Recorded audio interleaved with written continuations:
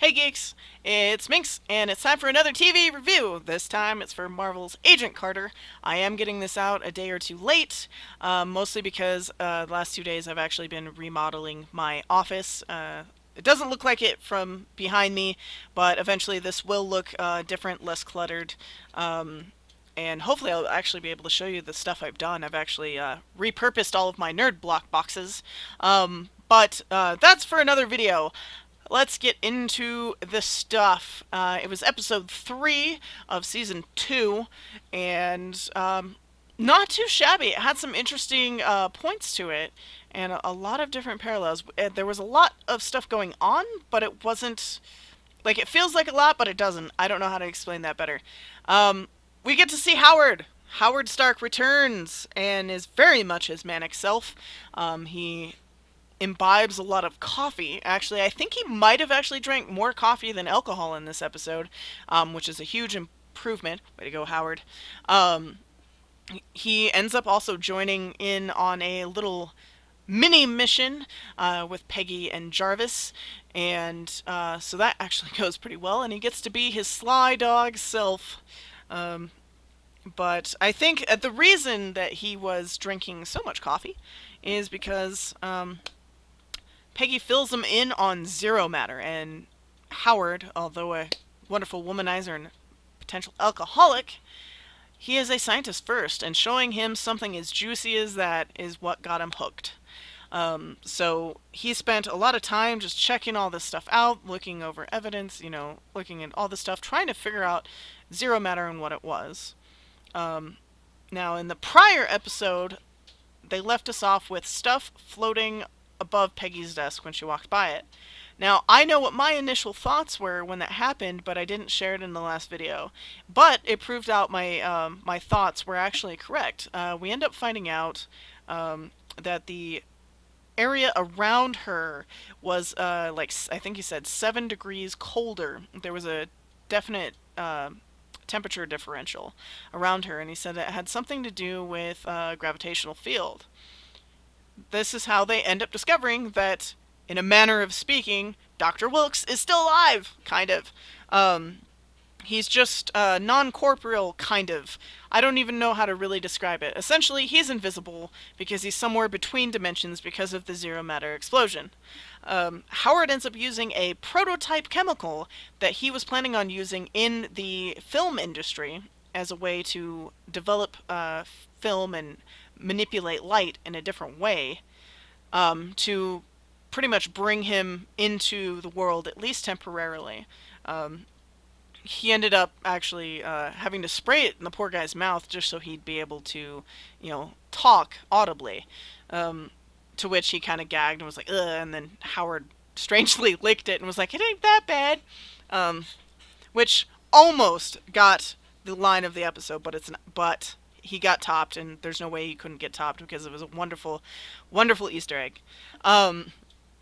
So we go through that. He starts working with Dr. Wilkes, trying to figure out how to make him solid once again, and because he's pretty much ghosting because you can walk right through him.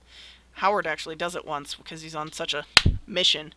Um, and Peggy's all kind of torn about that, and it's like, I don't know. I don't know how I feel about Peggy with Wilkes.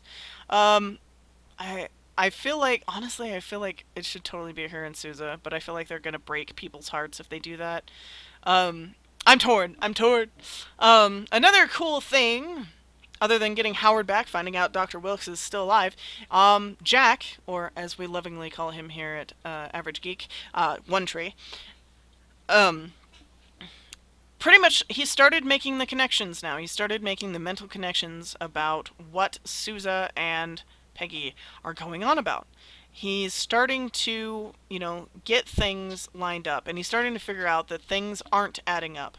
He was visited by old pal of his dad's who is like one of the FBI directors of such and such a thing, or a senior agent, or whatever the hell.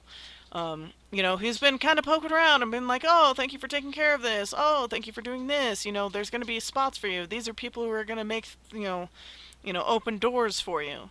And in looking for his own security, he was overlooking a lot of blatant facts that were staring him in the face, and that Sousa and Peggy were trying to slap him with. Well, he's finally started making those connections thanks to an mildly undercover operation that happened. He's discovering the links with that old boys club, which I have forgotten the name of, but I'm tired, so what can you do? Um, between them and certain key potential players in very influential positions, including his daddy's FBI friend. And that leads to kind of corruption. Jack, although looking to further himself, isn't exactly the kind who's down for corrupt stuff, you know what I mean? So he's starting to make those connections. I liken it to an episode from last season.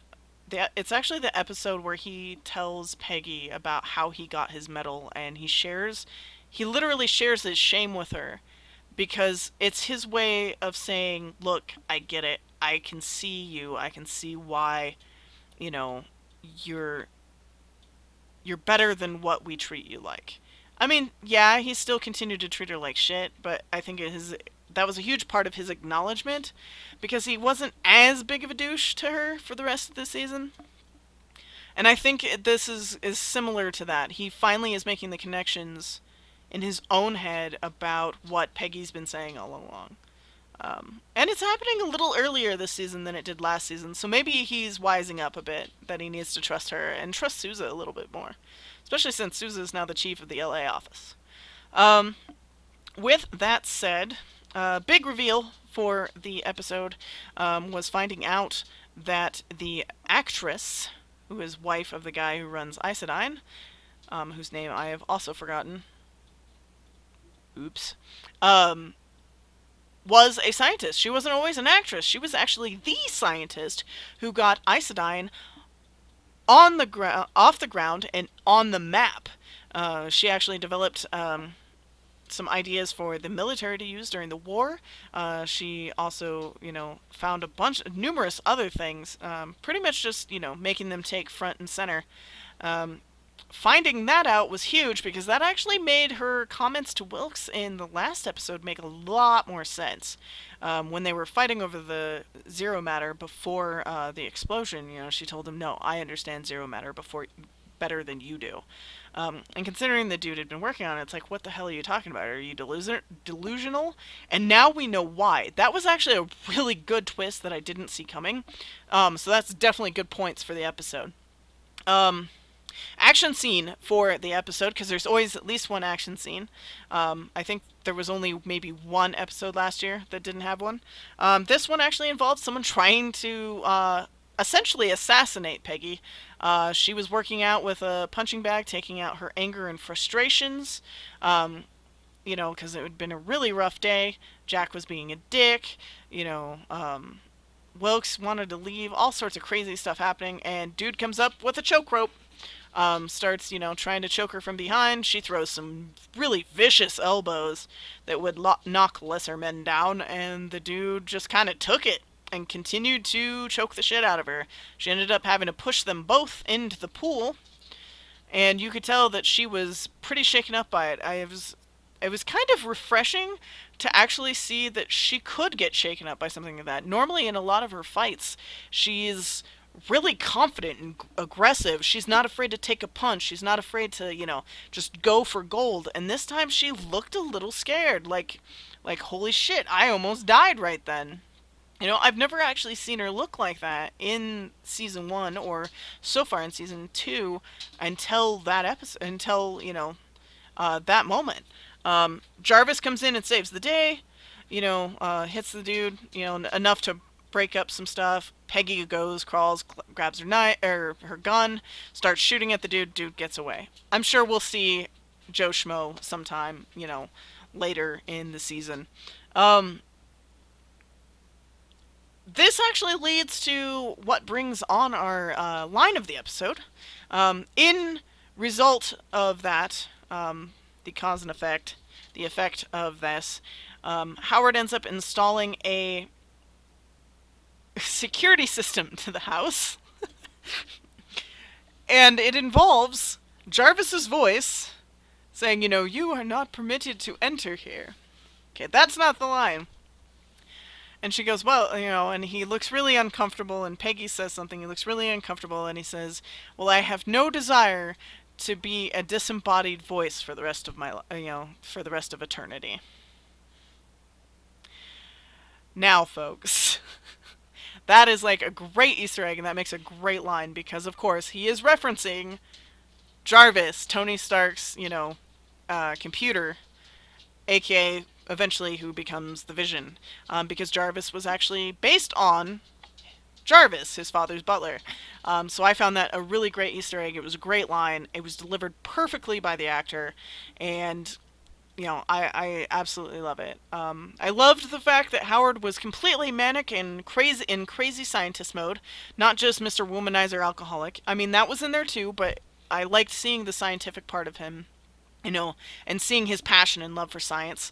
Also, he was amazing comic relief in this one, which kind of took the pressure off of Jarvis always having to be the comic relief. So that was kind of nice.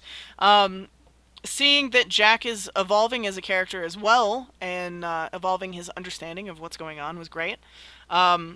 Seeing Peggy actually be vulnerable by the attempted assassination. Seeing that was really nice. Some downsides, I feel like the chemistry between Wilkes and Peggy is a little bit forced.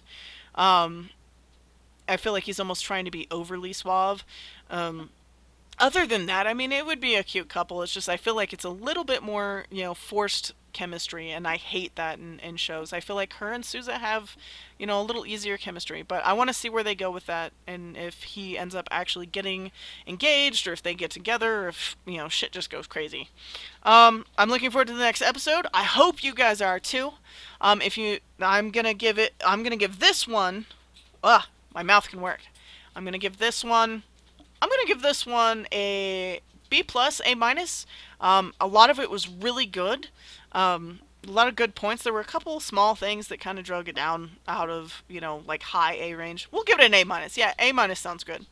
Good stuff. The action scene was a little lighter than I would, have liked. I like it a little bit broader or a little more meaningful. It was cool getting to see. I want a scene where Jarvis isn't going to get the crap beat out of him. I think that's the other thing, too, because, I mean, the bad guy kind of shook him off pretty quick. The special effects were great. A lot of character development, but, yeah, A minus.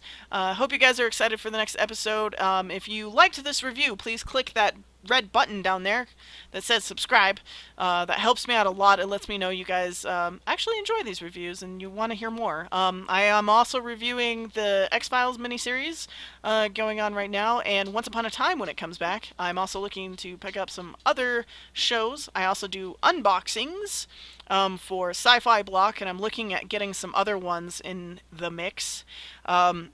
And once I can figure out technical difficulties, I hopefully will do some more stuff with gaming, because I do that too. With that said, later, geeks!